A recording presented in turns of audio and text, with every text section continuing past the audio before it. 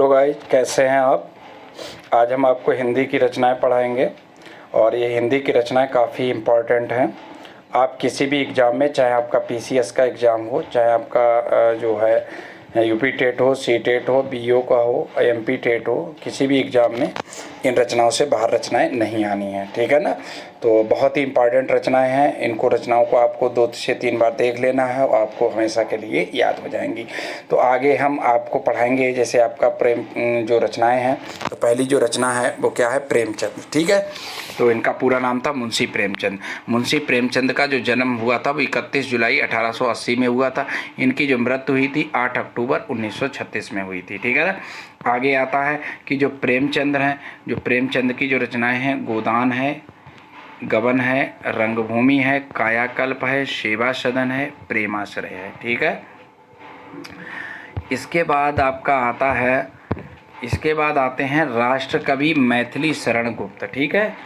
ये राष्ट्रकवि कई बार क्वेश्चन आया था, राष्ट्रकवि कौन है। तो राष्ट्रकवि में आते हैं मैथिली शरण गुप्त आते हैं। इनका जो जन्म हुआ था वो 3 अगस्त 1886 को हुआ था। इनकी मृत्यु 12 दिसंबर 1964 में हुई थी। तो मैथिली शरण गुप्त की रचनाएं हैं भारत भारती, साकेत, जयद्रथ, वध और पंचवटी यशोधरा, ठीक है। आगे देखते हैं। आगे बताया गया है महादेवी वर्मा की जो प्रमुख रचनाएं हैं। महादेवी वर्मा फर्रुखाबाद की रहने वाली थी और फर्रुखाबाद में इनका जन्म हुआ था 26 मार्च 1907 को और इनकी जो मृत्यु हुई थी 11 सितंबर 1987 में। और महादेवी वर्मा जो थी, इनकी रचनाएं हैं यामा और रश्मि। इसके बाद आते हैं सूर्यकांत त्रिपाठी निराला। इनका जन्म 21 फरवरी 1896 को हुआ था और इनकी मृत्यु 15 अक्टूबर 1961 को हुई थी। तो इनकी जो सूर्यकांत त्रिपाठी निराला की जो रचनाएं हैं कुकुरमुत्ता, अनामिका और परिमल, ठीक है। इसके बाद आते हैं आपकी सुभद्रा कुमारी चौहान।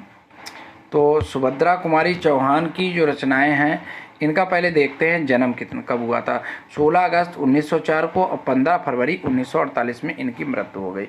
ये झांसी की रानी इनकी रचना है, मुकुल है, त्रिधारा है और बिखरे मोती हैं, ठीक है। आगे देखते हैं।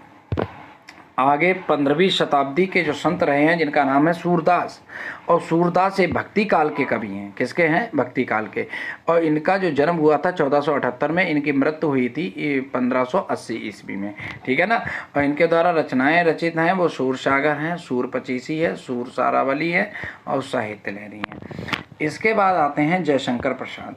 जयशंकर प्रसाद का जो जन्म हुआ था वो 30 जनवरी 1889 में हुआ था और इनकी मृत्यु हुई थी 15 नवंबर 1937 में हुई थी, ठीक है ना। और इनके द्वारा इनकी रचनाएं हैं प्रेम पथिक, तितली, कंकाल, है ना।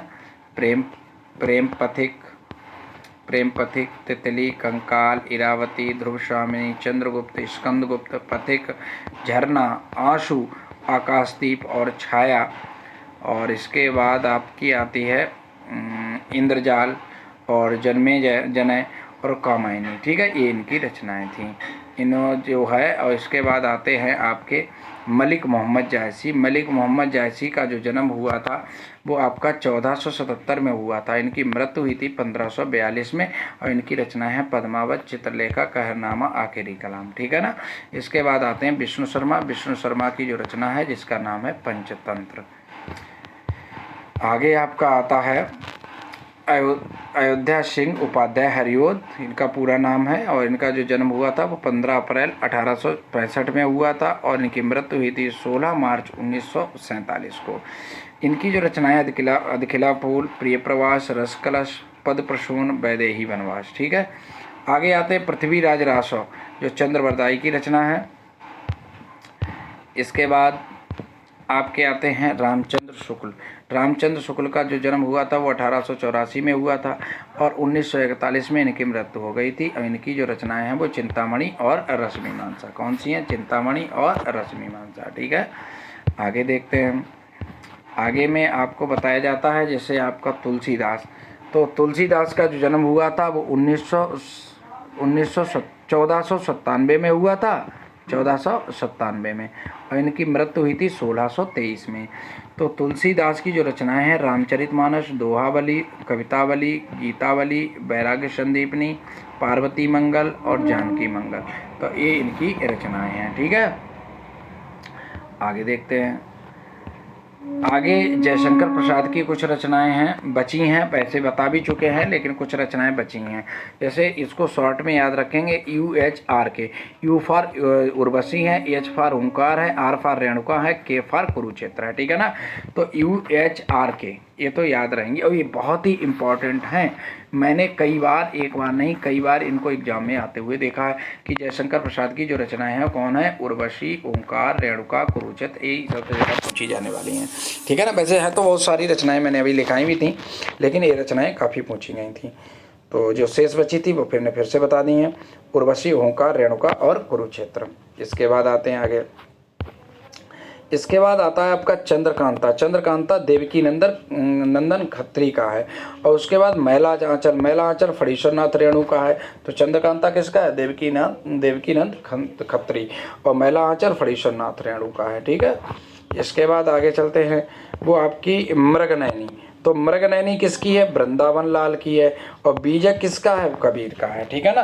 तो ये जितनी रचनाएं आज मैंने आपको पढ़ाई हैं, इनको आपको 2 से 3 बार 4 बार इनको पढ़ लीजिएगा। इनको ये 2 बार 3 बार 4 बार अगर आप वीडियो पढ़ेंगे इस तरीके से, तो आपको 101% आपको ये रचनाएं याद हो जाएंगी। आपको कहीं लिखने की ज़रूरत नहीं है, ठीक है ना। ऐसे ही आपको ऐसे ही याद हो जाएंगी, ठीक है। और आपने देखा होगा कि ये रचनाएं काफ़ी इम्पॉर्टेंट हैं, आप उठा के देख सकते हैं।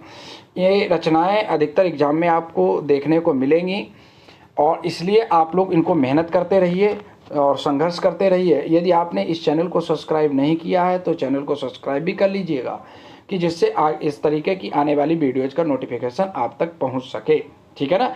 थैंक यू, बस आज के लिए इतना ही।